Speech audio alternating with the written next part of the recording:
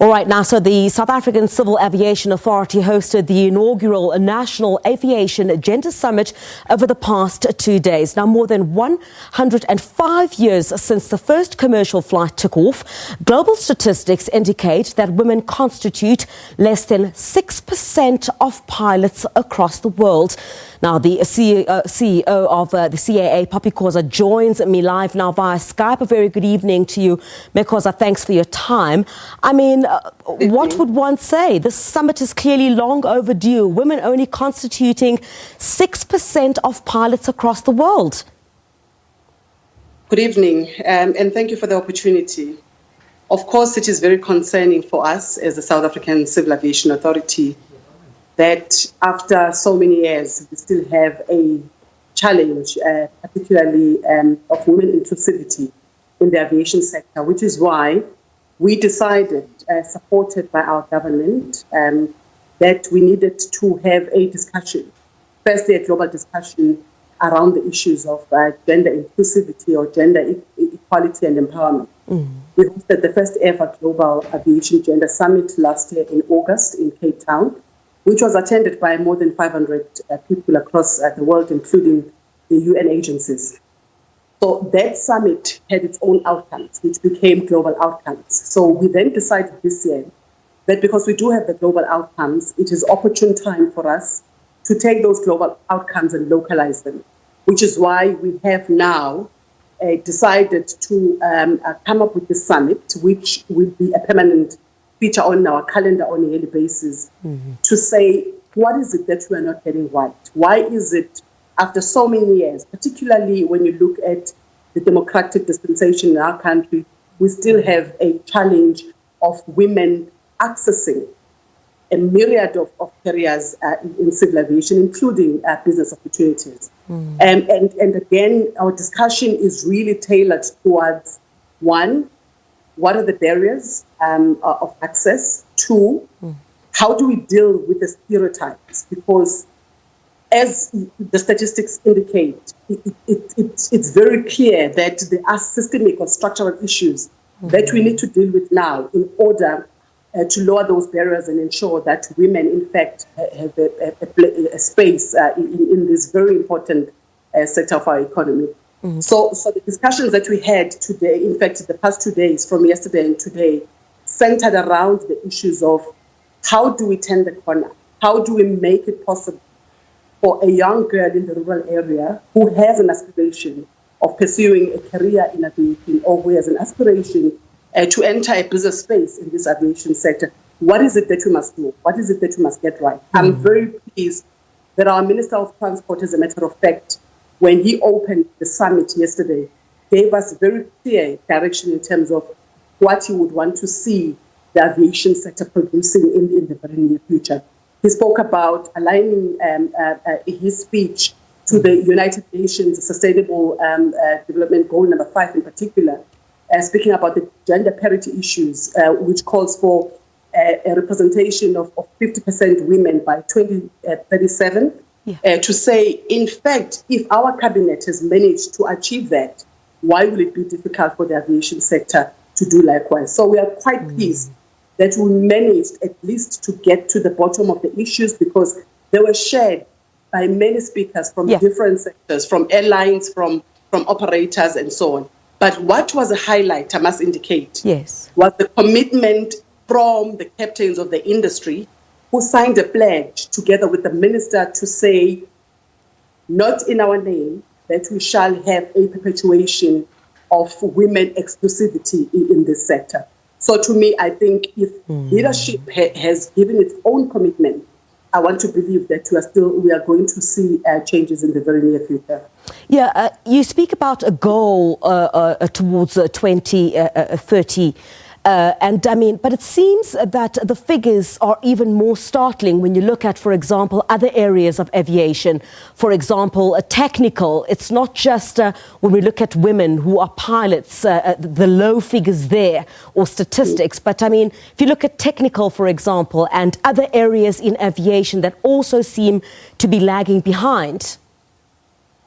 So absolutely. As a matter of fact, it's just that we are zooming into the statistics of the license statistics that we control as the Civil Aviation Authority, because we license pilots, we license aircraft maintenance engineers, we license air traffic controllers, and so on.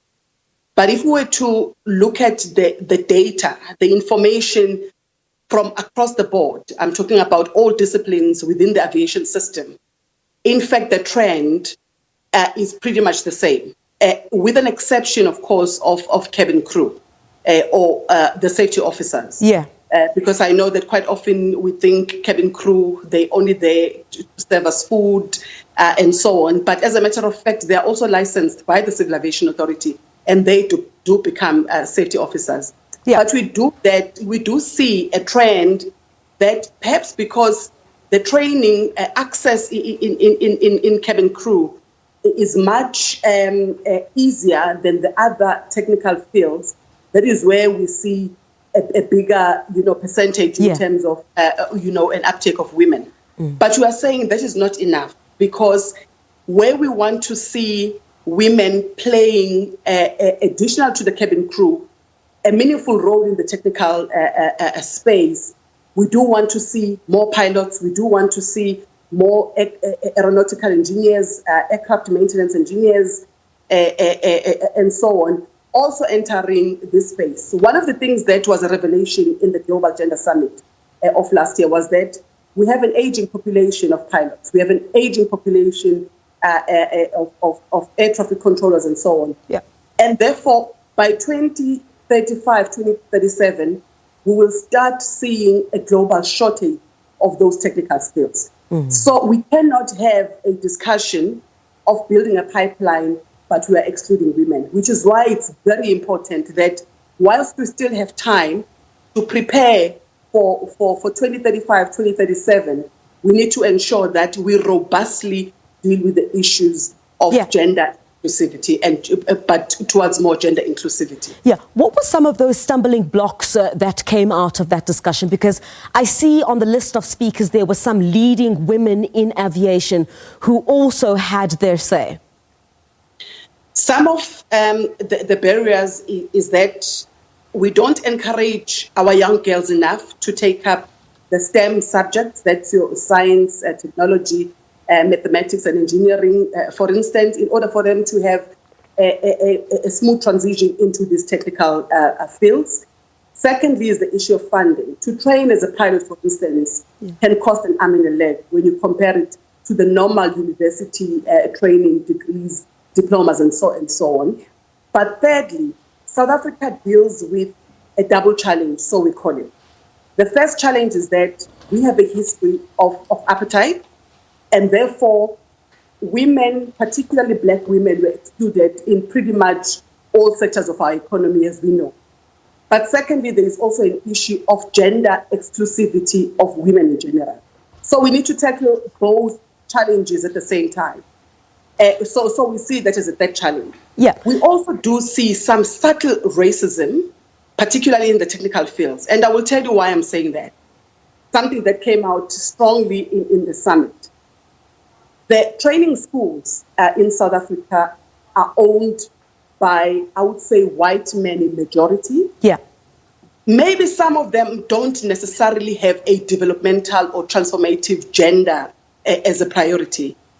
One of the things that the minister indicated yesterday that the Department of Transport is going to look into is the issue of establishing a National Aviation Academy, which will be at the height to deal with the issues of transformation, dealing with the issues of gender and so on. So if we were to start dealing with the structural issues of funding, of access, of racism and so on, I want to believe that we will begin to see some changes. Another thing that we also saw as a challenge is that quite often a lot of aviators, they stumble upon aviation careers post-matric. So there is another discussion that needs to happen at basic school level, where there will be a curriculum that will teach aviation subjects at an early age, so that we begin to orientate and socialize our young kids about aviation as a career. Because I can tell you, over and above piloting, air traffic controlling, and aeronautical engineering, and so on.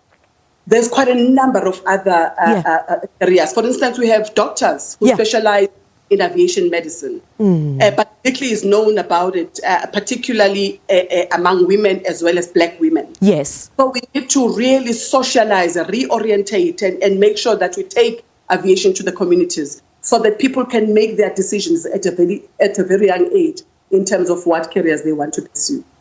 All right. Thank you so much for joining us this evening. That was the CEO of the South African Civil Aviation Authority, Poppy Khoza, joining us via Skype, talking to us about the South African Civil Aviation Authority hosting the inaugural National Aviation Gender Summit over the past 2 days.